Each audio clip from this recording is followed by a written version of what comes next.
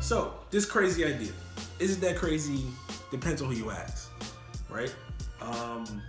The idea of leaving something secure for something ambiguous and not quite stable or structured on the surface, right? Is that idea crazy? Some may think so, but it depends, right? If the line that you're on leads to whatever your end game is, then it's not that crazy, right? And that's why they always say, start with the end in mind. Now, I've heard this saying like 1,000 times. We all probably have, but it didn't really make sense to me until like recently, and I definitely learned the hard way, or learned backwards. Long story short, for the longest time I said I wasn't going to be a restaurant manager, even though I worked in a restaurant, right? Serving tables, bartending, all that good stuff. And the more I said it, just the more I was working in the restaurant, first to get to school, and then I was just like doing it because it was paying my bills. And then next thing you know, you learn a new position here, learn a new position there. Next thing you know, you're a restaurant manager, and like, where did the time go? Now, even though I was saying I didn't want to be a restaurant manager, I was still on the line or the track or the path to become a restaurant manager, which is what happened. Now, had to break the cycle, and the way you do that is start with the end in mind, right? Finally getting back to this saying that shit. So what did I actually want from my job, my profession, and I wanted from my lifestyle, right? And I wanted to travel.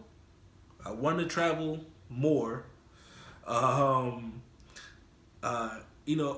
a good living. So travel, earn a good living. Have a decent work-life balance. And kind of a challenge from the profession, some kind of challenging role where you figure something out, and it's really awesome, and yeah, so those things.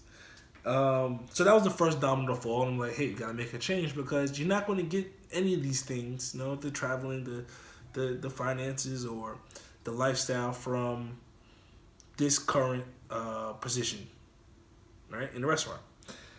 So then the second domino came, where it's like, okay, what do you want to learn, right? So I know I wanted to learn something, a skill, something useful, something versatile, something in the technology sector, or in that industry. I wanted something also different, right? Something that challenge I briefly spoke about, right? Something challenging, and you could solve problems with.